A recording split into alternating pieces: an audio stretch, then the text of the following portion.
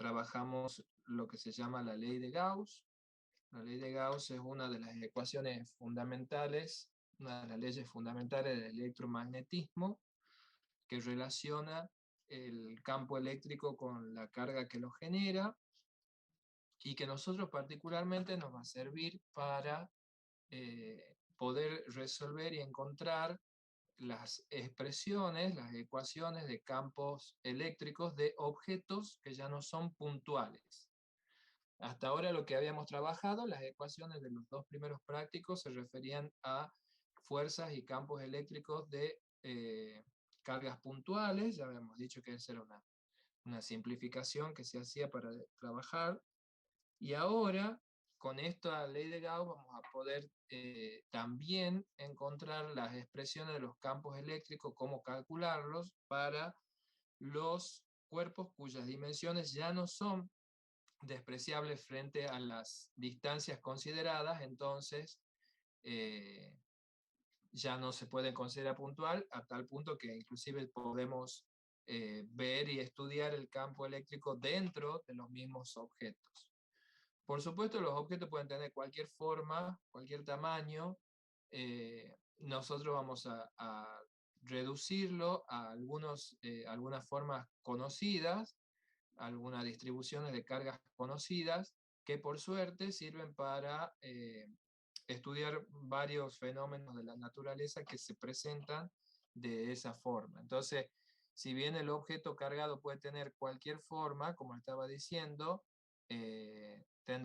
nosotros veremos especialmente, por ejemplo, cuando es un objeto esférico, cuando es un objeto cilíndrico, cuando es un objeto plano, por ejemplo, una placa, que son simplificaciones de situaciones, pero que muchas veces encontramos en la naturaleza que se pueden estudiar a través de esta simplificación, ¿sí?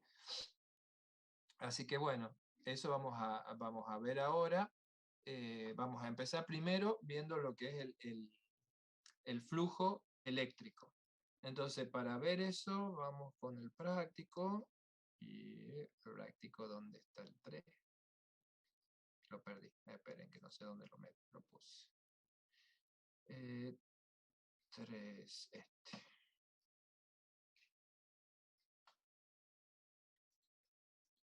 Ahí estamos.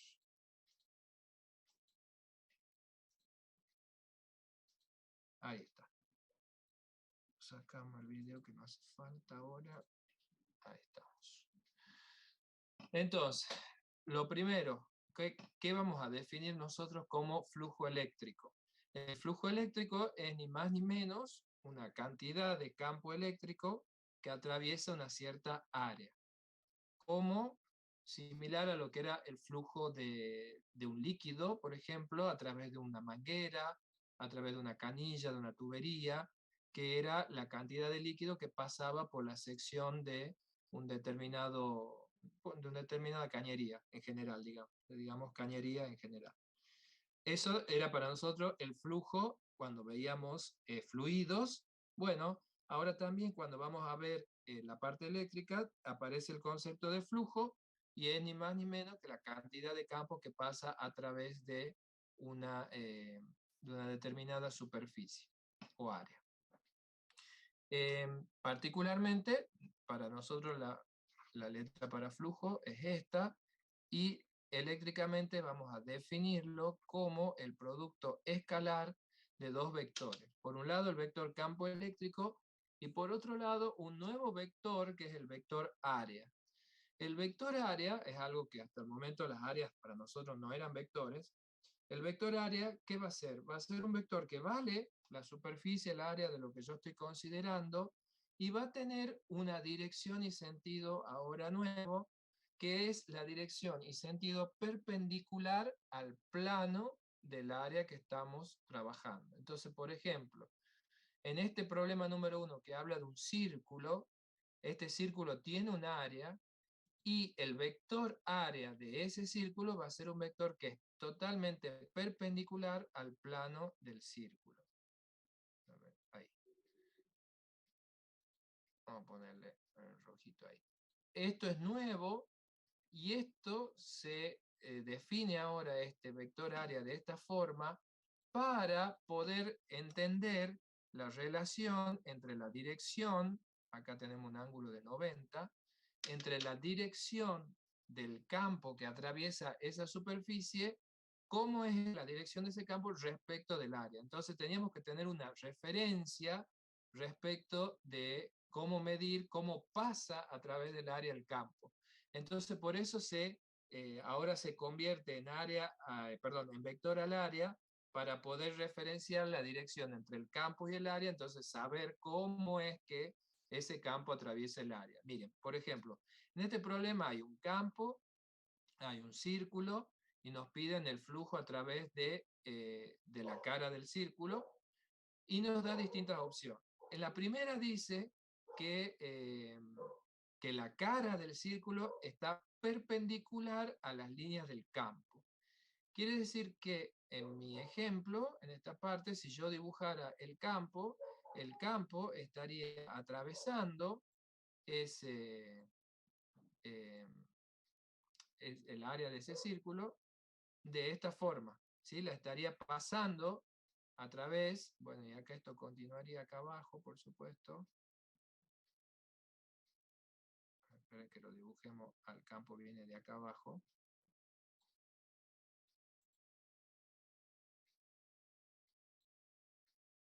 Para que se entienda. Uy, quedó clarito. Este campo atraviesa el área este es el campo para nosotros, este vector, esto, y dice que la cara del círculo es perpendicular a la línea del campo. Quiere decir que ahí también está formando un ángulo de 90 aquí con la superficie del círculo. ¿Sí? Entonces, esa dirección del vector área a mí me va a servir para poder identificar cuál es la dirección del campo cuando lo atraviesa. ¿Sí? Entonces, por ejemplo, en este ejemplo, acá si yo quisiera calcular el flujo, ustedes saben que un producto escalar se resuelve multiplicando los valores de los vectores por el coseno del ángulo entre los dos. Y bueno, ahí viene justamente poder dar la dirección entre uno y el otro, por eso el área es ahora un vector. En este caso, fíjense que el vector área que es perpendicular a la cara tiene la misma dirección, es paralela a la dirección del campo. Por lo tanto, este flujo, este coseno, voy a tener que poner coseno de qué ángulo acá cuando yo lo quisiera resolver ahí. A ver, díganme ustedes. 90 grados. No, es el ángulo entre los dos vectores. ¿Qué ángulo hay entre los dos vectores? 0 Fíjense. grados. 0 grados. O sea que hay flujo en este caso. Voy a correr un poquito el escritorio. Sí. Claro, porque el coseno de 0, ¿cuánto valía? 1. 1. Entonces acá voy a tener el campo que está pasando a través del área, que es un círculo, entonces pi por el radio, que lo tengo que pasar a metros al cuadrado, por el coseno de 0 grados, que vale 1. ¿Ven? Entonces, por eso ahora el área es un vector, para poder decir, bueno, cómo pasa el campo a través de esa superficie que estoy estudiando. Bueno, y ahí por supuesto me dará un resultado de flujo que tengo a través del circulito. ¿Se entiende la idea? ¿A qué le vamos a llamar flujo? Una cantidad de campo que pasa por un área, y como el campo es un vector, necesito poder decir la dirección de ese vector respecto del área, entonces por eso se le agrega. ¿Qué pasa que siguen entrando? Che, 11, 18. Tengo que poder decir cómo es que pasa ese vector a través del área, entonces por eso ahora el área también es un vector. ¿Sí? Esa sería la idea detrás de la conversión de vector, el área. En el segundo caso, por ejemplo, dice que este campo que atraviesa pasa, el área tiene un ángulo de 45, el plano del área tiene un ángulo de 45 respecto a las líneas de campo. O sea que el campo ahora va a tener... No, no puedo, 45 nomás.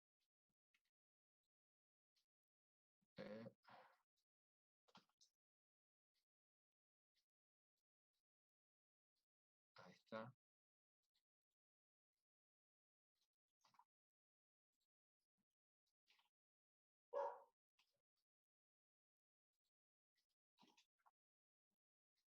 Vamos a dibujarlo ahí. Ay, por hacer lo que yo quiero, no lo que vos quieras. Ahí está.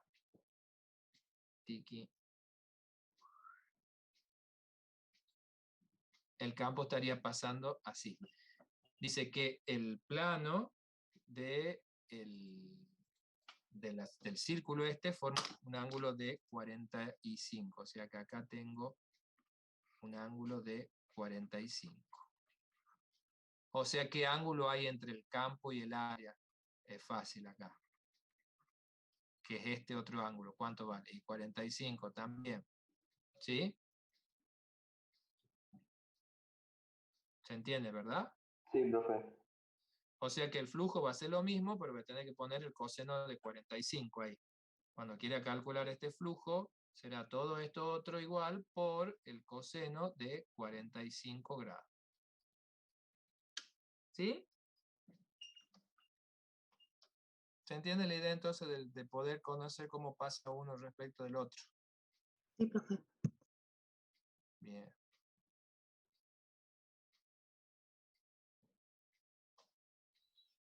Y en el tercer caso, fíjense que dice que la cara es paralela a las líneas del campo. Entonces, si yo tengo que dibujar esto, voy a tener el vector área y el campo. Pero que siguen entrando, che, ¿qué le pasa con se les desconecta? ¿Qué? 11:20 veo que conectándose ahí a las 11 la clase, y yo los espero para que se conecten, che. Tampoco la pavada.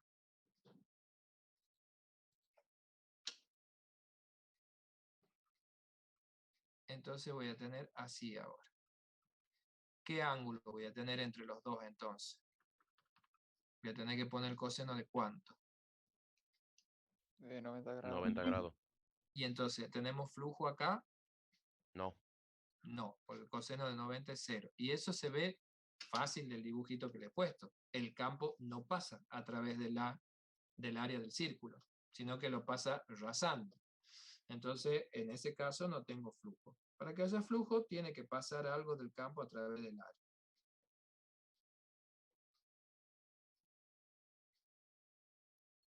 ¿Sí? Sí, profe. Sí, profe. Bueno, esa es la historia entonces con esto del flujo eléctrico. Con esto, digamos, con el flujo eléctrico, con el concepto de flujo eléctrico arrancamos para entrar después en lo que es la famosa ley de Gauss. Entonces, flujo eléctrico es campo pasando a través de cualquier superficie, ¿sí? El flujo se define así, a través de cualquier superficie. Bueno, y hay que ver cómo van los ángulos respecto de lo nuevo que acabamos de introducir, que es el vector área. Bueno, ahí tienen resuelto ya en video el ejercicio número 2, que es una aplicación de lo que acabamos de hacer. Así que no lo vamos a realizar ahora, ustedes lo chequean ahí. Y ahora vamos a introducir la ley de Gauss. La ley de Gauss toma el flujo eléctrico, nada más que se queda con el flujo eléctrico, pero a través de una superficie que sea cerrada. ¿Sí? Entonces, la primera consideración para la ley de Gauss es que la superficie a través de la cual queremos estudiar cómo es el campo que pasa por esa superficie, seguimos entrando, tiene que ser a través de una superficie que sea cerrada. Entonces, ¿cuáles son las superficies cerradas? Son aquellas superficies que pueden contener a algo adentro. A ver si tengo acá para mostrarle una fotito.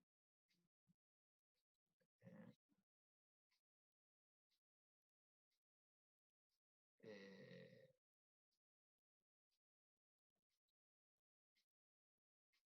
no.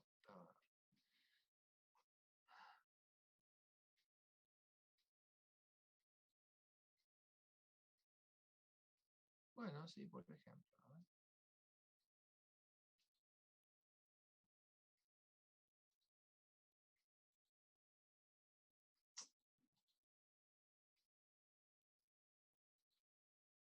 A ver, un segundo.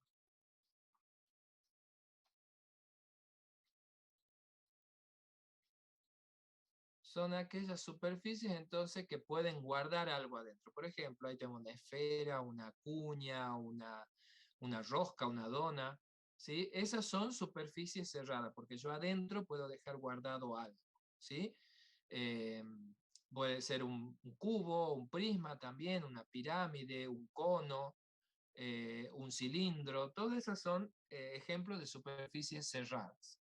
Entonces, la ley de Gauss toma el flujo, pero a través de una superficie cerrada para empezar. ¿Cuáles no son superficies cerradas? Y todas aquellas que no pueden contener nada, como por ejemplo un círculo, un cuadrado, un rectángulo, un triángulo, esos tienen superficie, pero no son cerradas porque no envuelven a nada. ¿Sí?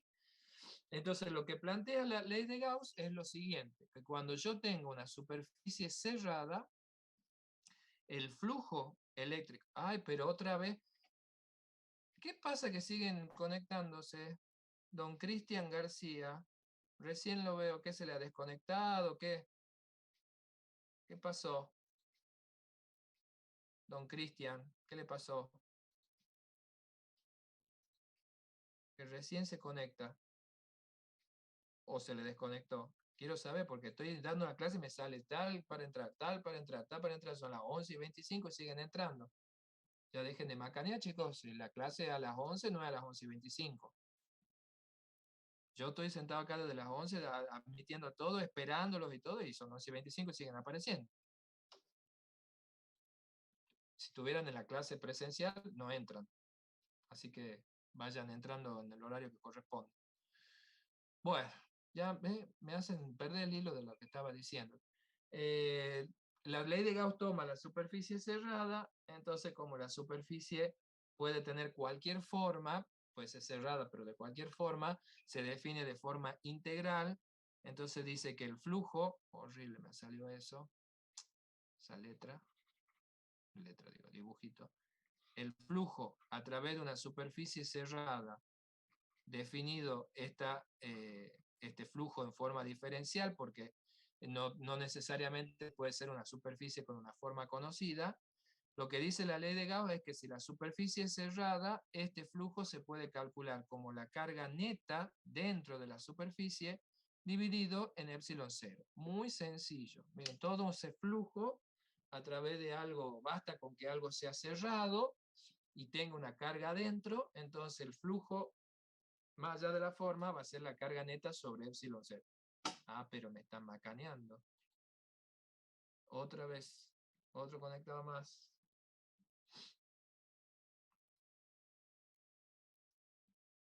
¿Qué?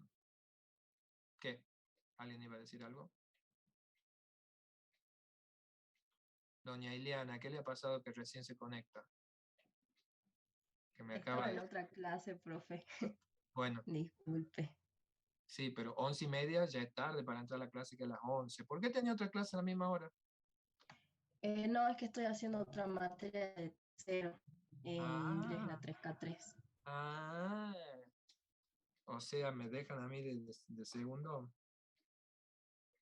No, es que, no sé, está explicando la profe un trabajo práctico y bueno, se me hizo tarde.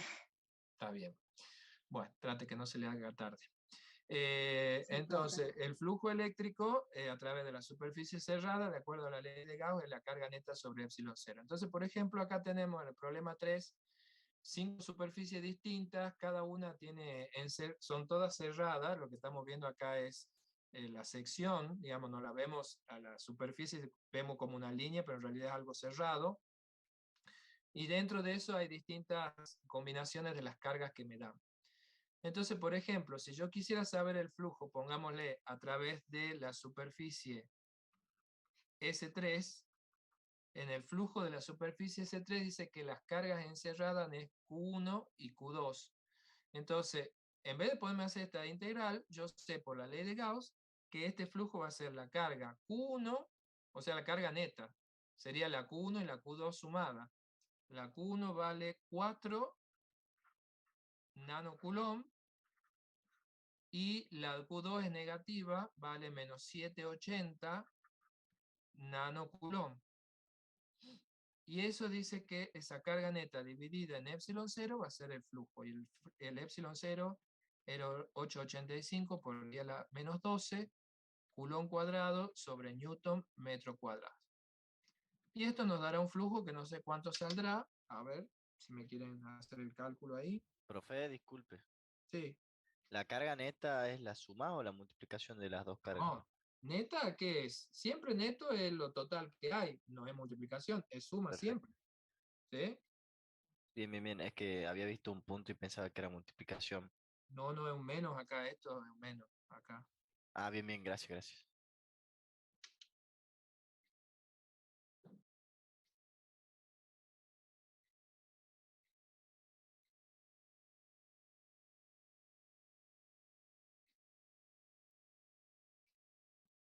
Bueno, ¿y cuánto saldrá eso, eso si lo hacen ustedes el calculito?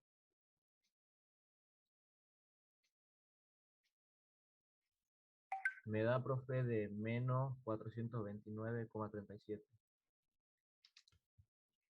Menos 400, 29,37. 430 entonces. Porque tenemos que usar 3 cifras por las cantidades de lo que tengo acá. Y esto me estaría dando un newton sobre coulomb me queda por metro cuadrado, que no es ninguna unidad de nada. Profe, ¿de dónde sale epsilon 0? ¿De dónde lo venimos usando desde el primer práctico? Es la constante que está escondida en el K. Ah, cierto, cierto. Sí, sí, sí.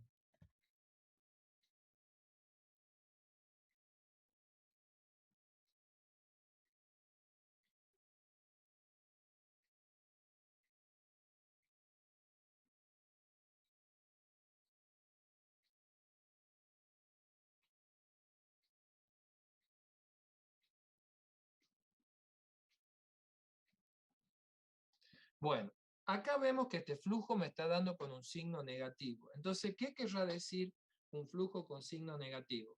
El signo negativo en el flujo lo que indica es que el campo eléctrico entra a la superficie. Entonces acá el campo eléctrico entra a la superficie. Lo que quiere decir que si fuera positivo, me está indicando que el campo eléctrico sale hacia afuera de la superficie. ¿Sí? Eso es lo que significa el signo negativo o positivo del flujo. Como se dan cuenta, el flujo no es un vector, porque viene de un producto escalar, o sea que da un valor, y lo que quiere decir es eso, o que entra o que sale. ¿Sí? Lo mismo puedo hacer, digamos, todos los cálculos de los flujos de cualquiera de las superficies, lo que me tengo que fijar es cuánto es la carga que pasa, que queda encerrada, digamos.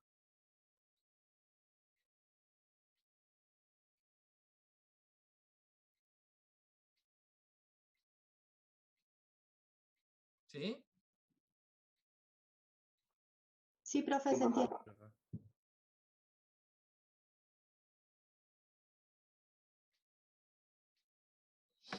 Así que bueno, las otras superficies se las dejo a ustedes para que hagan el cálculo y simplemente hacer la carga neta sobre epsilon c. Por eso, Profe, para introducir la ley de Gauss. ¿Qué? disculpa que lo interrumpa. Sí. Entonces, el signo negativo, ¿qué es lo que representa en este caso? No entendí muy bien. Que el campo eléctrico resultante está entrando hacia digamos, va ingresando a la superficie cerrada. No es que está irradiando hacia afuera, sino se está irradiando hacia adentro el campo. La Ah, dirección bien. del campo resultante es hacia adentro de la superficie. Perfecto, perfecto, gracias.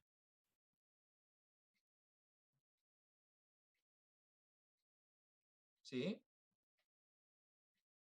Sí, profe, muchas gracias.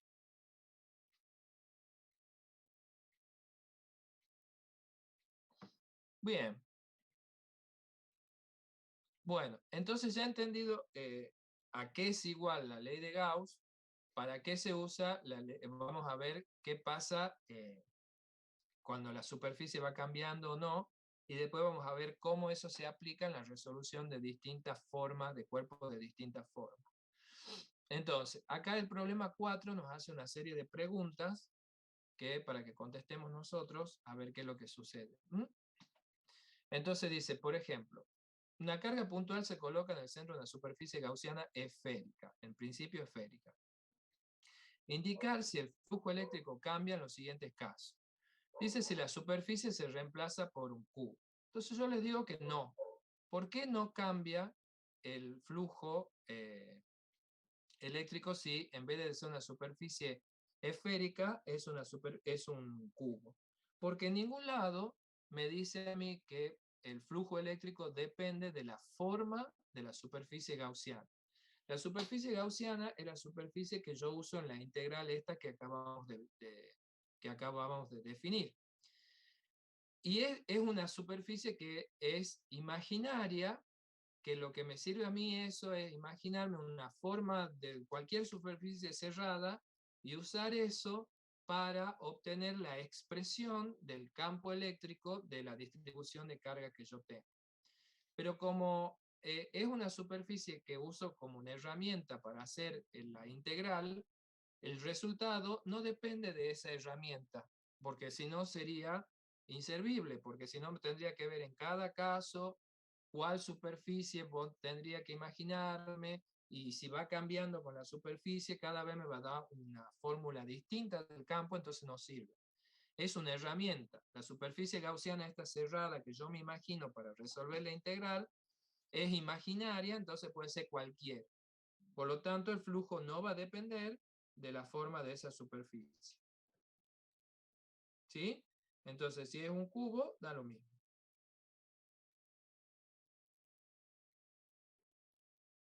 ¿Sí? Sí, profe. Sí, profe.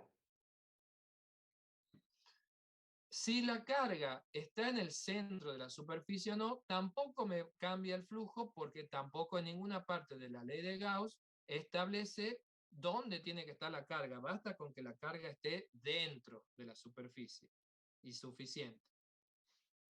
¿Sí? Si ya está dentro de la superficie, alcanza. Ahora, si está en el centro o no está en el centro, da lo mismo. ¿Sí? Ahora, si la carga la colocamos fuera de la superficie, ¿qué va a decir? Bueno, esa integral es la carga neta sobre epsilon cero. Si está fuera de la superficie, la carga neta es cero. Entonces, nada, no tengo flujo. ¿Se entiende? Sí, profe. Sí, profe.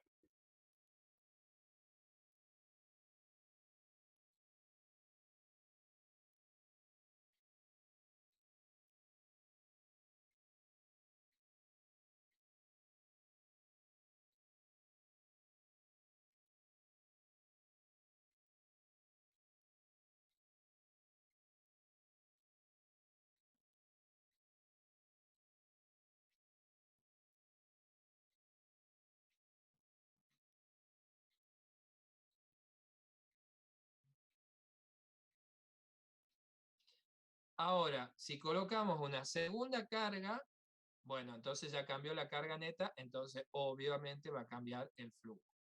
Si triplicamos la carga, cambia la carga neta, cambia el flujo. Se duplica el radio de la esfera de la superficie gaussiana, que es imaginaria, que es para resolver nada más, no tiene por qué cambiar el flujo, porque no depende de nada de eso. ¿Sí?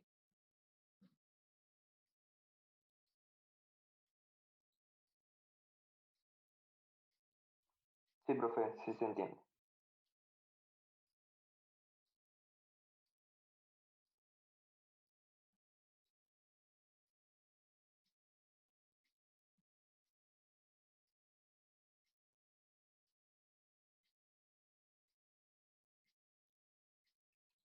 Bien.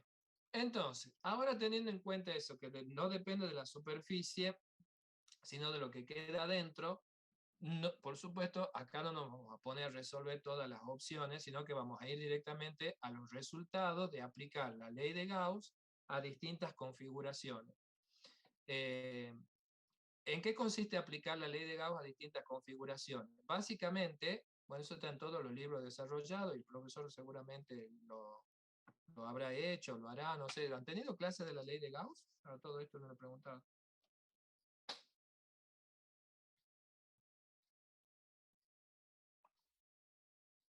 Sí, nos dejó una clase grabada, Ah, que no bueno. tuvimos clase, pero nos dejó una clase grabada.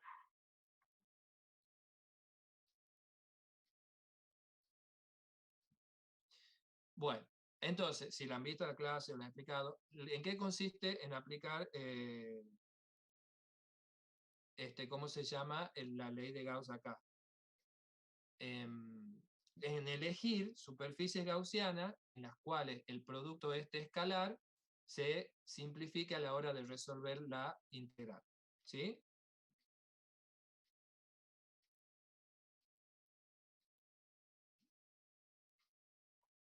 Sí, profe.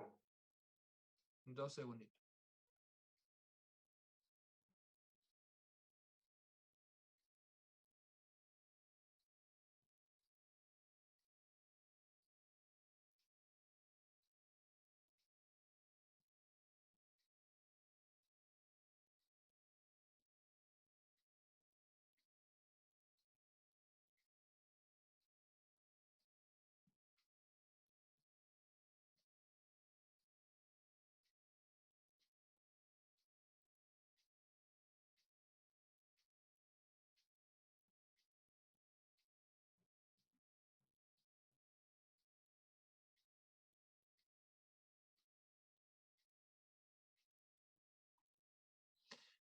Entonces, cada vez que voy a tener una configuración, nosotros, como les he dicho yo, nos vamos a quedar con las, digamos, formas más conocidas, que son formas esféricas, cilíndricas, planas, que son más fáciles de resolver.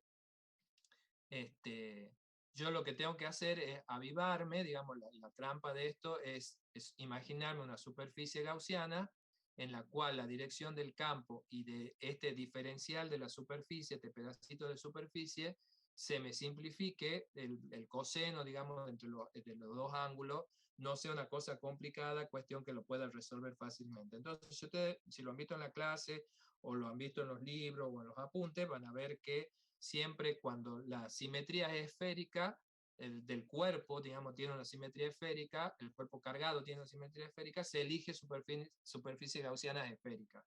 Y si el cuerpo tiene una simetría cilíndrica, se elige como superficie gaussiana cilindro. ¿Sí? Eso lo que lleva es a lo siguiente, a tener una serie de resultados que nosotros lo vamos a usar, si esto se apretar acá, que nosotros lo vamos a usar ya el resultado obtenido, digamos, para distintas formas. Entonces, acá en el CIAS, por ejemplo, está esta lista, que está buena, donde me dice, aplicando la ley de Gauss a la carga puntual, bueno, obtengo la ecuación que conocíamos nosotros de siempre, no de siempre, que conocemos desde que hemos empezado hemos empezado a trabajar, digamos, con campos, donde este 1, 4 pi epsilon 0 era el K, ¿se acuerdan? Eso es 1 sobre 4 pi epsilon 0. Entonces, donde vean eso, ustedes piensen en la letra K.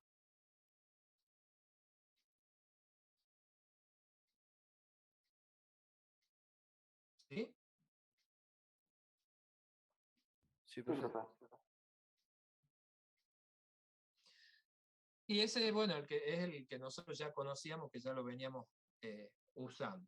Ahora, por ejemplo, acá con la ley de Gauss encontramos si es una esfera conductora, que ese es un detalle, digamos, si el material es conductor, tiene una característica, que cualquier carga que yo le dé al material conductor siempre va a parar a la superficie externa del conductor. Por una cuestión de repulsión electrostática, se distribuye la carga y va a parar en la superficie exterior. ¿Sí? Entonces, si la esfera es conductora, adentro no tengo campo porque no hay carga neta dentro de la esfera, ya sea maciza o sea hueca, lo mismo no hay campo. Y afuera, desde afuera, si la simetría es esférica, veo como si fuera una carga puntual. Miren ahí en la ecuación es la de la carga puntual. Lo mismo se aplica, por ejemplo, un alambre infinito con un cilindro, también conductor. Para resolver eso, en la ley de Gauss utilizo una superficie gaussiana cilíndrica y obtengo esos resultados que están ahí, que ya lo vamos a ir usando.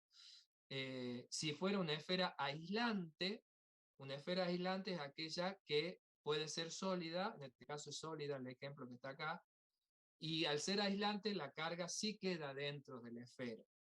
Entonces, cuando yo me meto adentro de la esfera, hay una carga neta dentro de la esfera, entonces hay campo dentro de la esfera, que esto es nuevo, porque para nosotros eran cargas puntuales, nunca nos podíamos meter adentro. Bueno, ahora sí es una cosa esférica aislante, por ejemplo, adentro sí tengo campo y afuera también tengo campo. Eso no nos pasaba antes.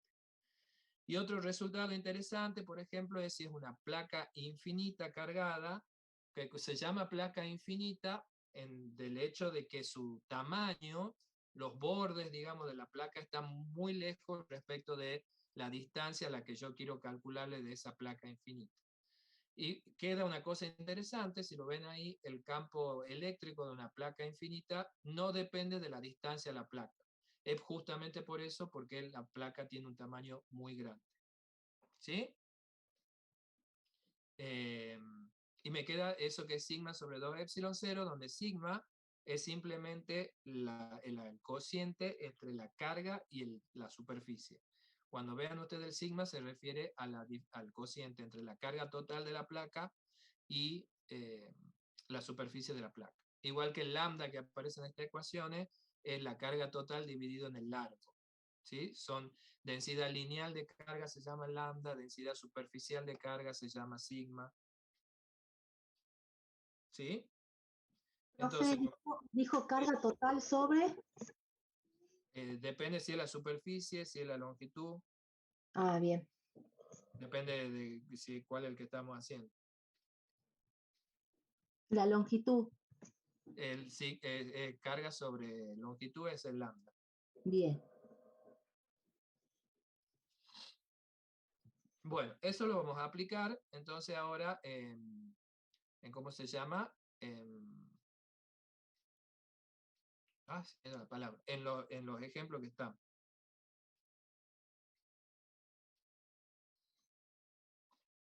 Vamos entonces de vuelta al práctico. Directamente vamos a usar los resultados. Orellana, miren, está apareciendo hasta ahora Orellana. ¿Qué ha pasado? Orellana, ¿qué le pasó? ¿Se desconectó? Quiero creer que sí. Ya lo ahorco si me aparece hasta ahora. 12 menos cuarto recién.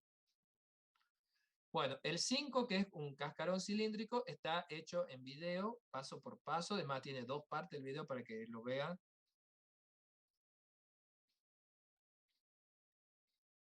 Vamos a pasar al 6.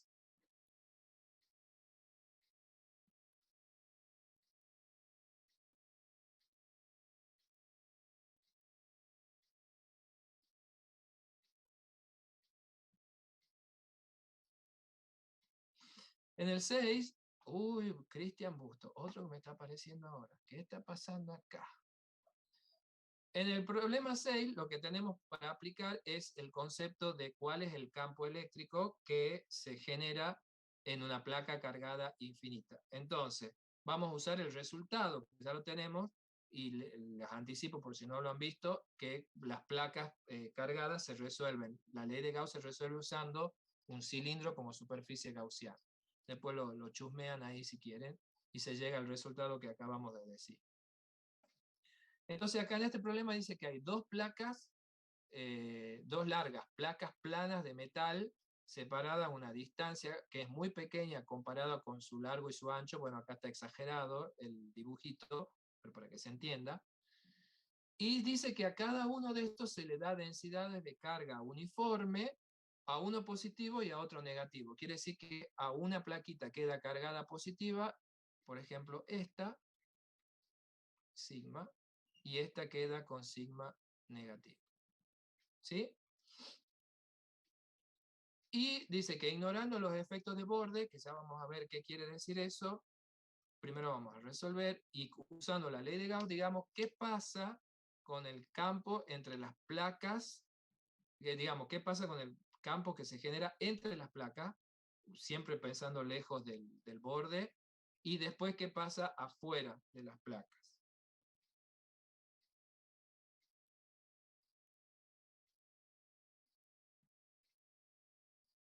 ¿Sí? Entonces, nosotros ya conocemos que si la carga es positiva, el campo eléctrico de las cargas positivas es un campo que es un vector que apunta como saliendo de las placas, de las cargas, ¿sí? Entonces, si yo quisiera dibujar el campo eléctrico de la placa positiva, tendría, por ejemplo, para un lado un campo así, del otro lado de la placa seguiría el campo así, y si me voy para este otro lado, lo tendría que dar vuelta. A ver si me deja dar vuelta. No así, acá. Apuntaría para el otro lado porque siempre es como saliendo de las placas. ¿Se entiende? Que si considero ese sería el campo eléctrico de la placa positiva en la región. ¿Sí o no? Sí, profe. Bueno. Si yo dibujara ahora el de las placas negativas, le vamos a cambiar de color, a ver si me deja cambiar de color. Sí. Todas las quiero cambiar. Pero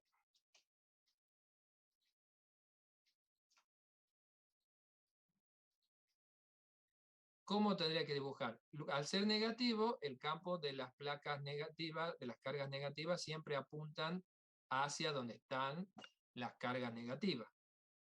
O sea que de este otro lado también tendría que dibujar para acá.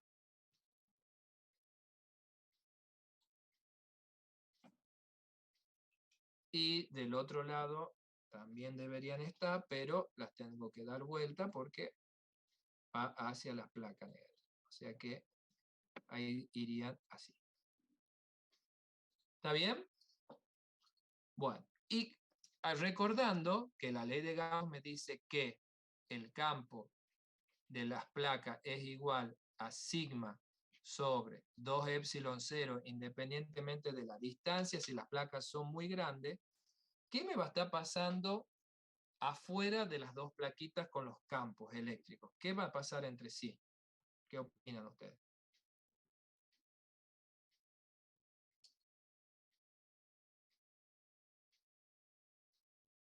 ¿Cómo, profe? Disculpe. ¿Qué pasa con el campo eléctrico total afuera de las placas si el campo tiene el mismo valor, pero uno es de carga positiva y el otro de carga negativa? Puede ser que se Se anulan. atraen. Se atraen, los campos no se atraen, chicos. No, las placas se atraen. ¿Se cancelan? Se cancelan. Yo estoy preguntando los campos. ¿Qué pasa con los campos afuera de las placas? No se atraen ni nada. Se cancelan efectivamente. ¿Sí? Este campo son iguales y estos campos son iguales, pero tienen sentido contrario, por lo tanto se anulan entre sí esos campos afuera de las placas. ¿Y qué nos está quedando? Un campo resultante dentro de las placas porque ahí los vectores sí tienen el mismo sentido. Entonces, ¿cuánto sería el campo total ahí? Y sería 2 veces cada uno, entonces me quedaría sigma sobre epsilon 0. Porque tengo 2 veces el sigma sobre 2 epsilon 0.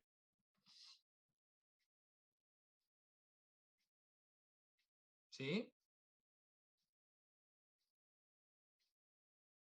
Sí, profe. Sí, profe.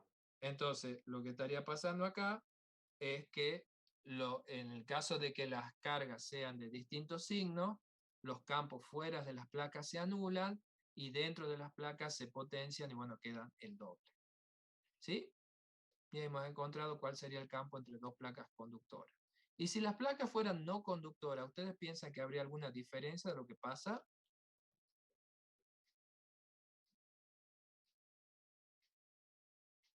No, no, porque al ser conductor el campo estaría dentro. Pero acá dice que son placas planas, o sea, me puedo meter dentro de las placas, no voy a tener ninguna diferencia si la placa es conductora o no conductora, porque adentro de la placa no me puedo meter. Entonces, con que esté cargada, bueno, suficiente, tendré el campo como igual, conductora o no conductora. ¿Se comprende?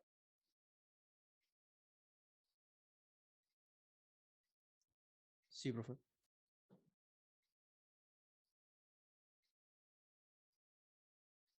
Sí, sí, profe, se entiende. Bueno. Bien, entonces acá hemos usado el resultado de la ley de Gauss para placas planas infinitas. ¿Sí? Ese mismo resultado lo puedo usar en el problema número 7, donde también tengo de vuelta una placa, pero adentro dice, pero arriba dice que hay una pastillita con carga negativa. Y la placa tiene una densidad sigma superficial de carga positiva. Dice que tengamos solamente en cuenta la atracción electrostática. ¿Por qué? Porque al ser la placa tener un signo positivo y la pastilla un signo negativo, ¿qué va a haber? Va a haber una fuerza eléctrica, ¿no es cierto? Entre los dos. Se van a atraer. Y eso va a hacer que esa pastillita, que inicialmente está en reposo, llegue abajo con una determinada velocidad, que es lo que nos preguntan, con qué rapidez llega ahí abajo. ¿Se entiende la idea del problema?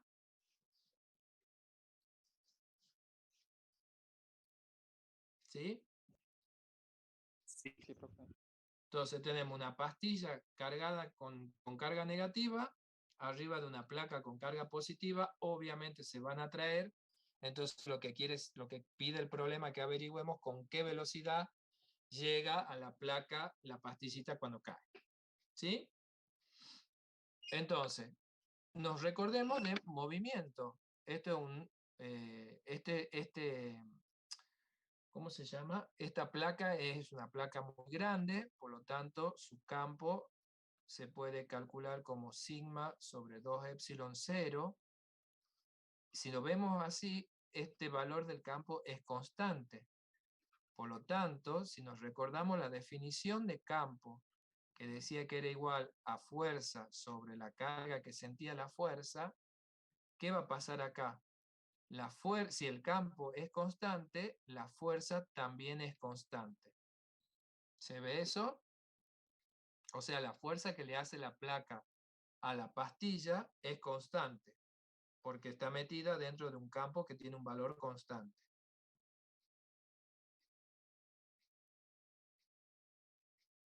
¿Estamos de acuerdo con esa primera idea? Sí, profe. Sí, Bueno, profe. ¿por qué hago esta aclaración?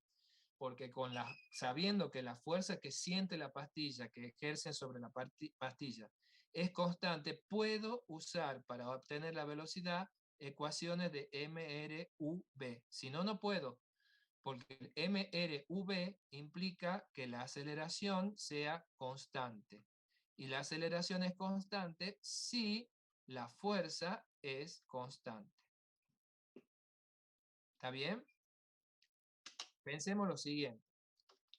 El campo eléctrico de una carga puntual no es constante, porque depende de 1 sobre la distancia al cuadrado. Quiere decir que cuando yo me voy alejando de una carga puntual, el valor del campo va cambiando. ¿Estamos de acuerdo con eso? Sí, profe. Bueno, entonces, una carga puntual no ejerce fuerza constante sobre otra carga. Esa fuerza va variando. Entonces, yo no puedo estudiar el movimiento de cargas que se atraen o se repelen entre sí utilizando ecuaciones del MRV, porque el MRV, ¿por qué primero MRV? Porque si hay interacción eléctrica hay fuerza, y si hay fuerza hay aceleración. Pero como la fuerza no es constante, la aceleración que se hace en los cuerpos cargados entre sí no es constante, entonces no puedo usar las ecuaciones del MRV, porque el MRV solo funciona cuando la aceleración a la que está sometida el objeto tiene un valor constante. Y la fuerza eléctrica no le genera una aceleración constante. En este caso, en este problema, Profe, ¿sí?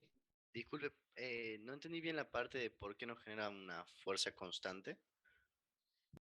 Porque, a ver, la fuerza eléctrica era igual a la constante, el producto de las cargas sobre la distancia al cuadrado.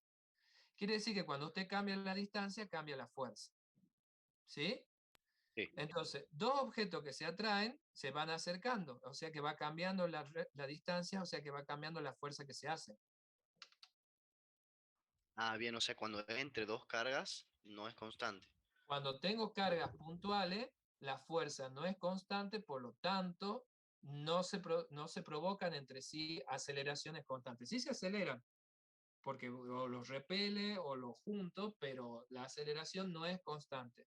Entonces, ese movimiento de cuerpos que interactúan eléctricamente de esa forma, no puedo usar las ecuaciones del MRV, porque el MRV solo funciona cuando la aceleración en juego es siempre la misma. Bien, perfecto, profe. Gracias. Pero en este caso, como la placa es muy grande, Gauss me dice que el campo de una placa muy grande tiene un valor que es siempre el mismo si yo estoy cerca de la placa.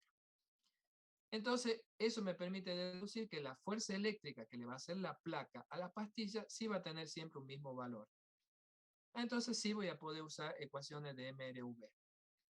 Y particularmente si quiero saber la velocidad con la que cae, la que llega a la plaquita, voy a usar esta famosa del cuadrado.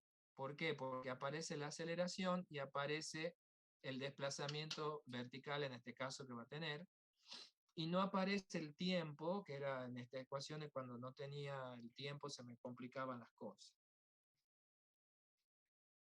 ¿Sí?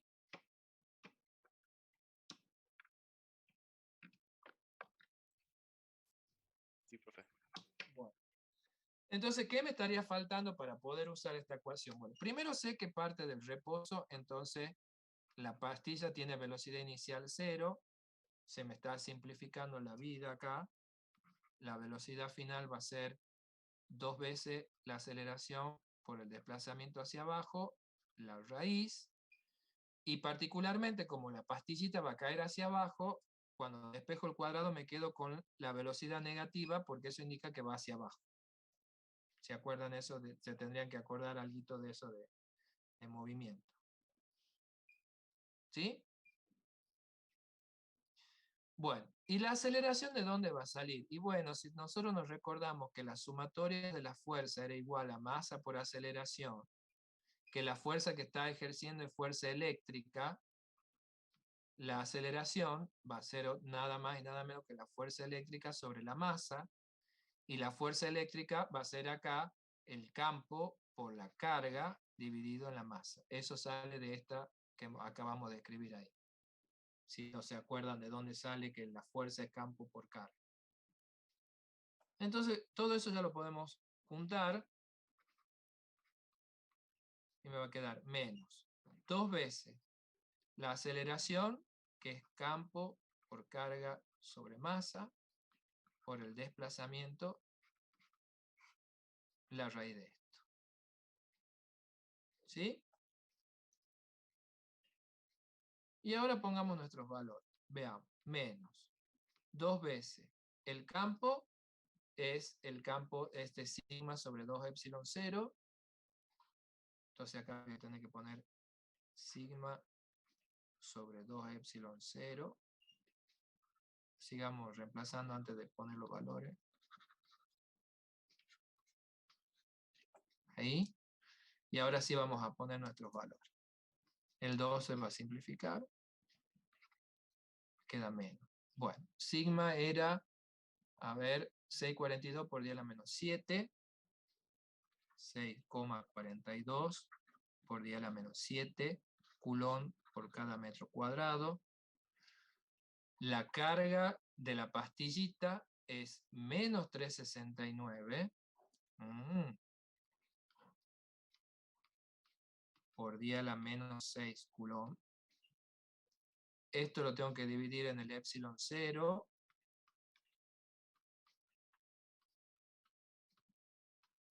lo tengo que dividir en la masa. La masa de la pastillita es 475 gramos. O sea que lo tengo que pasar a kilos. Y el desplazamiento es hacia abajo. Entonces, como se va a desplazar de los 0,866 metros que está hacia abajo, sin miedo, eso es negativo y ahí me va a compensar el signo negativo de la carga, de manera que no me quede una raíz cuadrada negativa. ¿Sí o no? Más correcto, que se me ha ido muy para allá. Porque si no, estábamos viendo ahí que pasaba algo extraño, es que me iba a quedar con la carga negativa. Si no había nada más negativo, me iba a quedar la raíz cuadrada de algo negativo. Y eso no puede ser, ¿verdad? Pero no se olviden que estamos trabajando con un movimiento vertical donde el desplazamiento es un vector y como va para abajo es negativo. Entonces ahí voy a poder obtener el valor de la velocidad final con que llega y está todo vectorialmente perfecto. Me da negativo porque baja. Pueden comprobar que dé metros por segundo. Y bueno, tienen que hacer todo ese cálculo para que salga el valor.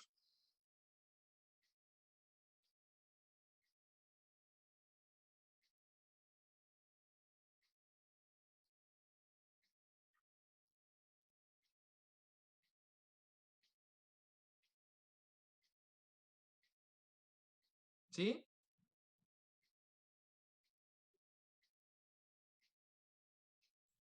Sí, profe. Bueno. Les dejo ahí para que ustedes reemplacen el valor y lo chequen a ver.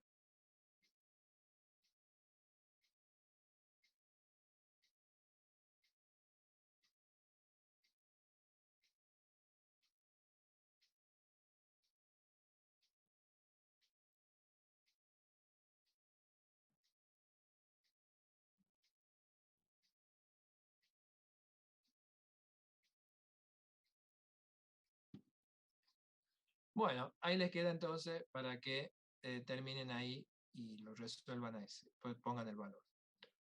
El ejercicio 9 está hecho en video también, donde es un problema sobre un cuerpo cargado esférico, en caso de un cascarón.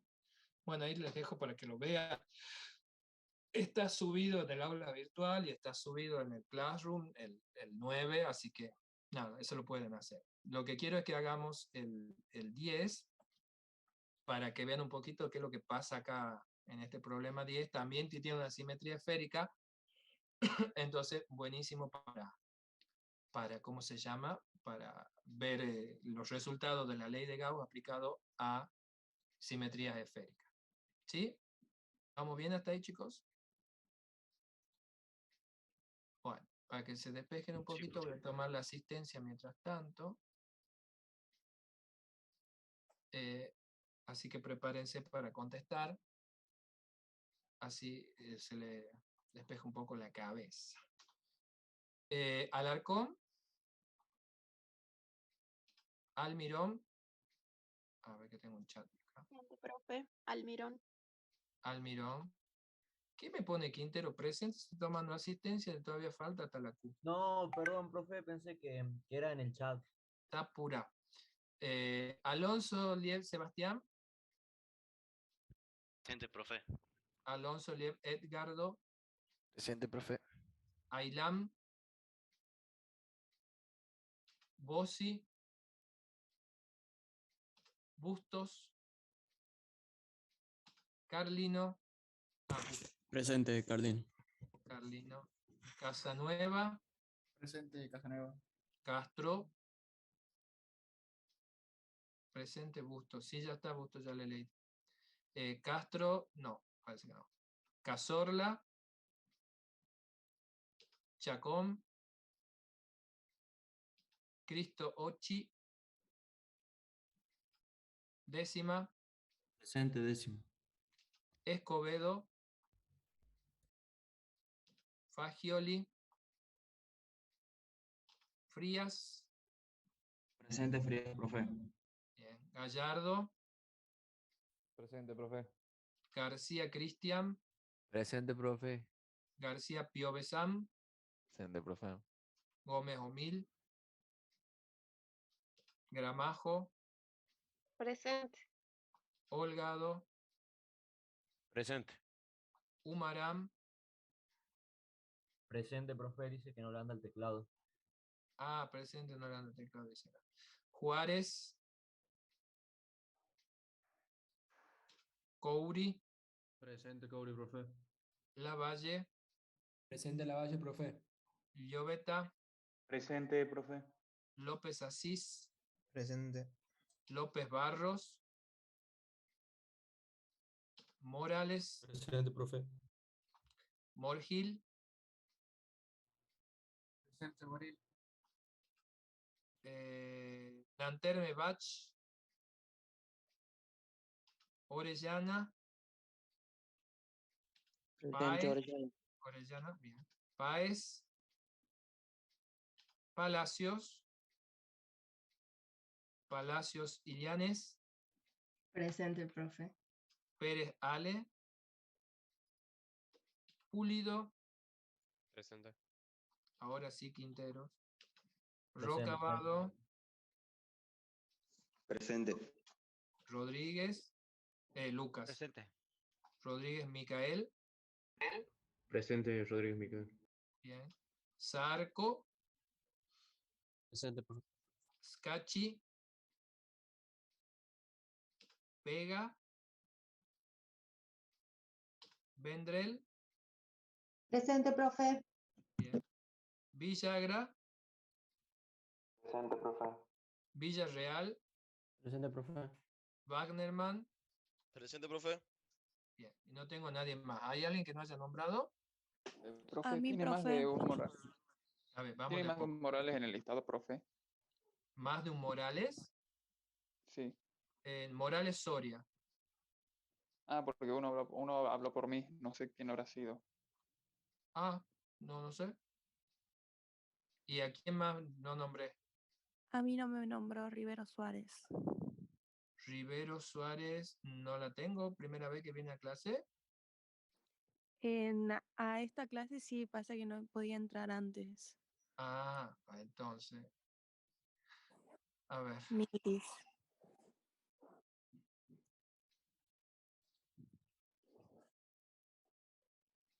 A ver.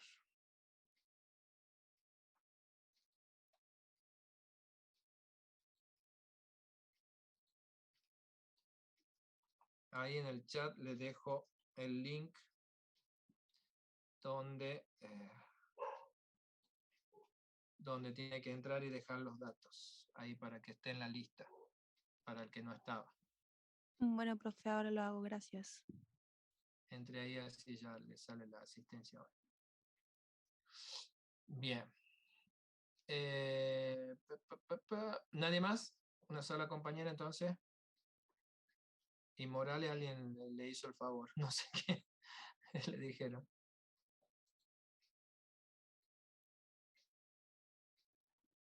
Bueno, listo. Sigamos entonces con lo que estábamos haciendo. Bien, entonces íbamos con el problema número 10, donde íbamos a ver los resultados de la ley de Gauss para, ¿cómo se llama? Simetrías esféricas.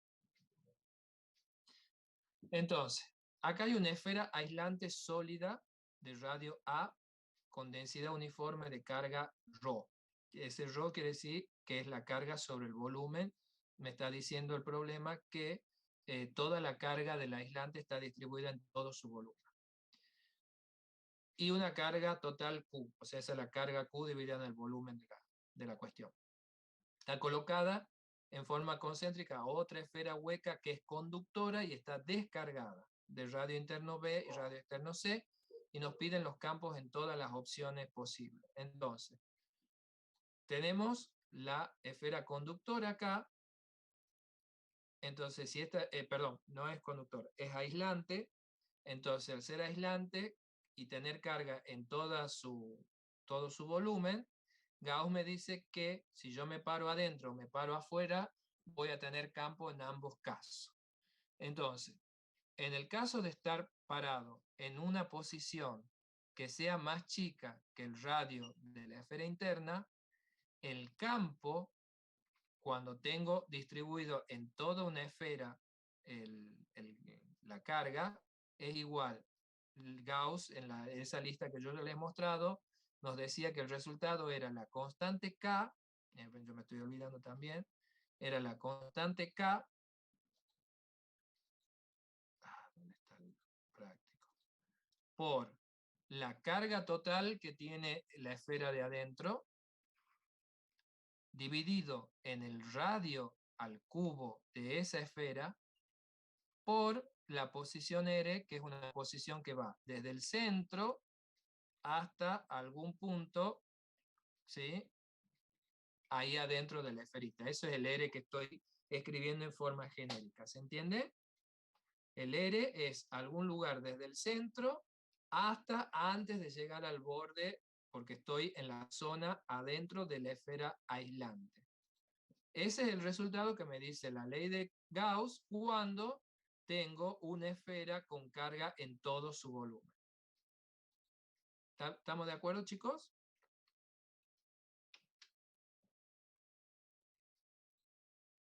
Sí, Ese profe. resultado sale de resolverlo, que yo ya le he mostrado hace un ratito, es un resultado, ya digamos. ¿Sí? ¿Estamos o no? Sí, profe. Sí, profe. Bueno. Sí, profe.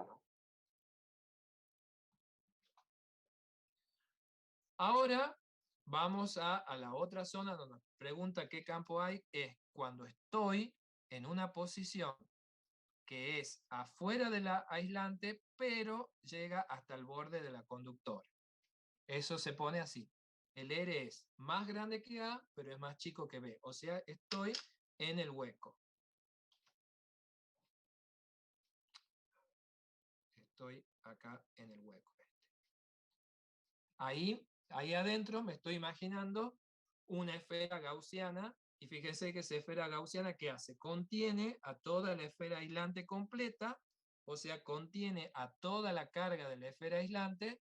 Por lo tanto, como tiene una simetría esférica, desde afuera las cosas esféricas, el campo se puede calcular con una ecuación, que es la misma ecuación del campo de una carga puntual. La ley de Gauss, perdón, la ley de Gauss me muestra que cuando me voy afuera de un cuerpo esférico, desde afuera ese cuerpo esférico cargado, sea conductor, sea aislante, no me importa, se ve como si fuera, me provoca, digamos, el campo como si fuera de una carga puntual. ¿Sí?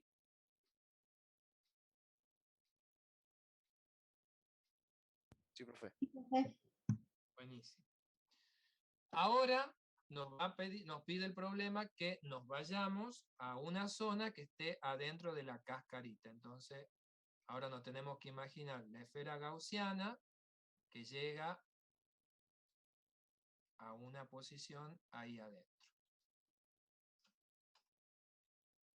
Entonces, vamos a ver qué es lo que pasa acá electrostáticamente. Electrostáticamente pasa lo siguiente. Esta esfera de la cáscara de afuera es conductora, pero está descargada. Cuando algo me dicen que está descargado, en realidad no es que no tiene carga, sino que hay tantas cargas positivas como negativas. ¿Estamos de acuerdo? O sea que el cuerpo tiene carga, está toda mezclada, y en total la suma es 0. Por eso digo yo que está descargada. Pero en realidad es neutra. Eso sería la palabra. ¿Sí? ¿Se entiende hasta ahí? Sí, profe. Bien. Pero, ¿qué pasa? Adentro de esta, como si fuera el carozo de la palta, tengo algo con carga eléctrica Q. Se llama Q en general. Entonces, ¿qué va a hacer esto? Y bueno, si lo conductor tiene cargas positivas y negativas juntas, lo que va a hacer esto, que la presencia de esto de acá adentro va a provocar que en la superficie de adentro del conductor ahora se ubique una cantidad de carga igual, pero de signo contrario, que es atraída por la que está adentro. ¿Se entiende la idea? Como la de adentro tiene una carga Q, esa es una carga que actúa sobre todas las que tiene el conductor ahí, de afuera, y hace que adentro aparezca una cantidad distribuida menos Q, la opuesta, la atrae por la ley de Coulomb. ¿Sí? ¿Se entiende lo que pasa físicamente? Al poner algo cargado adentro de algo que es neutro, lo que hace es que se atrae llega hasta la superficie, porque no salen volando, hasta ahí alcanzan a llegar, la misma cantidad, pero de signo negativo, de signo contrario en realidad, porque no sé si la de adentro es positiva o negativa, es Q en general. ¿Sí o no? Sí, se entiende, profe. Se entiende. Entonces, si ahora yo me paro en una posición que está entre el borde interno y el borde externo, ahí estoy escribiendo que estoy ahí adentro de la cascarita. Fíjense, si lo rojo es mi superficie gaussiana que voy a usar para resolver, ¿cuánta carga neta queda dentro de la superficie gaussiana esa que estoy imaginándome ahí?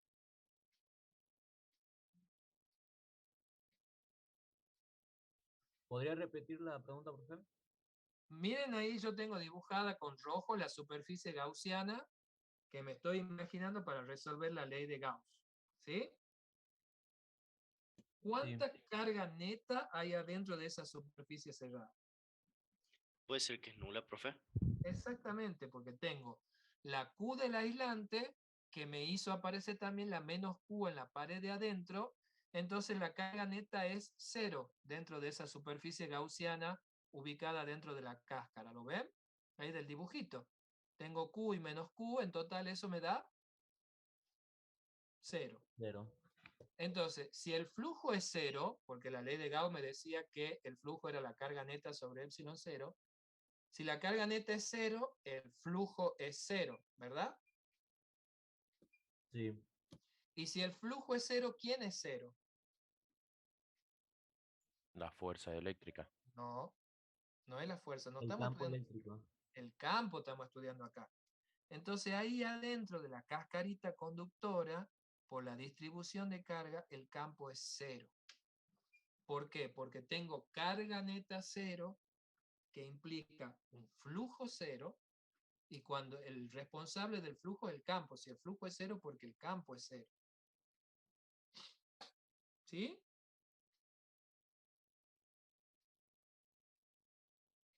Sí, profe.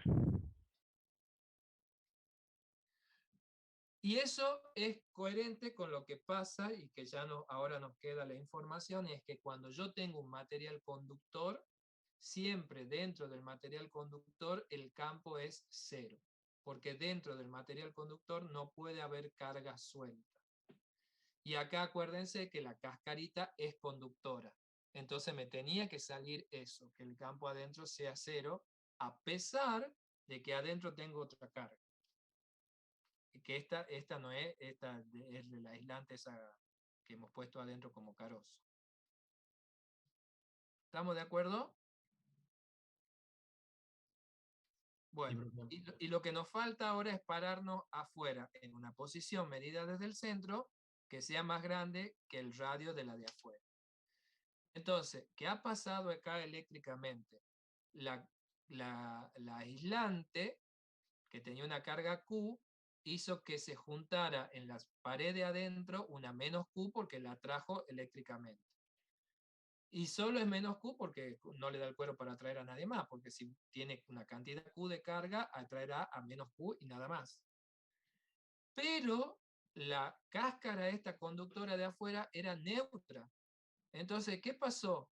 Como es conductora y yo obligué a que haya carga aquí adentro, ¿qué va a pasar? La otra carga se tiene que ir a la pared de afuera. La misma, pero de signo contrario a la que se fue para adentro. Si se separó una menos Q hacia adentro, hacia afuera tuvo que ir una cantidad Q. ¿Sí o no?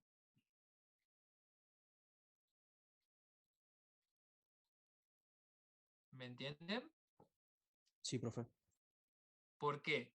porque la de afuera, la cáscara conductora, tiene que seguir siendo neutra. Entonces, fíjense, la cáscara conductora tiene menos Q en la pared de adentro y tiene Q en la pared de afuera, que sumado da ¿cuánto? 0. 0. O sea que la esfera, la cáscara de afuera sigue siendo neutra. Eso no le puede cambiar porque si era neutra tiene que seguir siendo neutra. ¿Sí? Lo único que le pasó a la cáscara conductora es que se separó menos Q hacia adentro de la superficie y la otra cantidad se tiene que ir sí o sí a la superficie de afuera, porque al ser conductor siempre va para afuera la carga, siempre va a la superficie de afuera. Entonces se ve obligada a la cantidad Q a irse para afuera. Y ahora, la pregunta es, miren la superficie gaussiana roja que envuelve a todo. ¿Qué cantidad de carga neta queda dentro de esa superficie gaussiana roja? Piénsenlo a ver cuánto queda.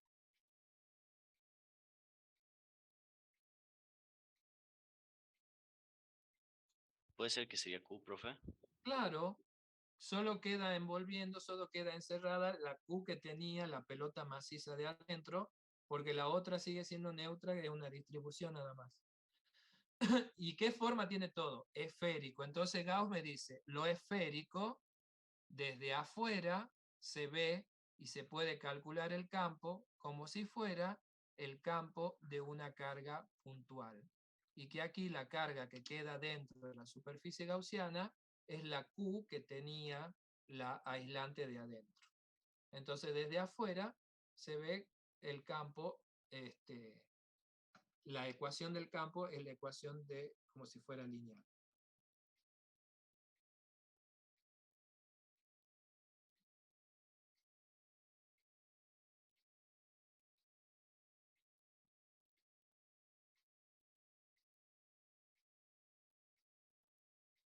¿Está bien?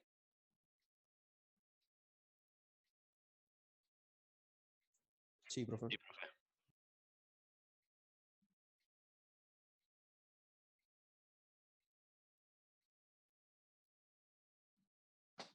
Bueno, entonces ahí tenemos resuelto cómo se calcularía el campo dentro de lo aislante, en el hueco, en la cáscara y afuera, que es lo que nos pide.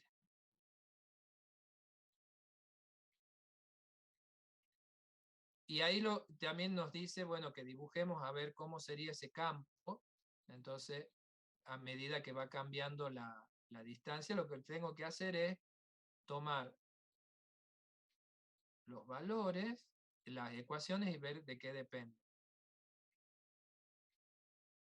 Entonces, si quisiera hacer esa gráfica, vamos a hacer a mano así rapidito. Acá tengo cómo cambia el campo a medida que cambia la posición. Y entonces acá tengo el A, acá está el B y el C, los tres radios. Entonces, adentro va cambiando de forma lineal. R, depende de R. ¿Sí? Entonces el campo adentro va a ir a empezar a aumentar. Va a aumentar hasta un valor. Después voy a salir afuera, donde va a empezar a bajar con R cuadrado. Después va a estar 0 adentro de la cascarita. Y cuando me salgo de la cascarita, sigue bajando con R cuadrado. Entonces, aumenta con una línea, linealmente, porque depende de R. Empieza a bajar con R cuadrado. Es 0 adentro de la cáscara. Y después sigue bajando con R cuadrado. Ese sería a grandes rasgos el dibujito del campo, cómo va cambiando a medida que pasa a medida que me voy alejando del centro, digamos. ¿Sí? ¿Está bien, chicos? ¿Se entiende la idea? Ese gráfico viene porque primero depende directamente de R, 1 sobre R cuadrado, es 0 y sigue dependiendo de 1 sobre R cuadrado. Por eso tiene la forma ese el dibujo.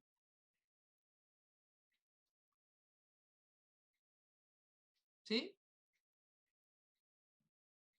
Sí, profe. Bueno, perfecto. Bueno, estamos justo en el horario, así que ahí, bueno, terminamos ahí. Tienen 3 ejercicios más para ver en los videos, así que ahí tienen para trabajar. Está prácticamente completado el práctico. Ustedes vean lo que les falta, calculen lo que les quede. Hay un problema nomás que no hemos hecho. Chequenlo, a ver cómo es, cómo se hace. Y bueno, ahí terminamos por hoy con ley de Gauss. Acuérdense que lo que estamos son los resultados de la ley de Gauss. Bueno, nos vemos la otra semana. Que tengan un buen fin de. No, profe, te hago buen fin de semana. Profe, Bueno, profe. igualmente.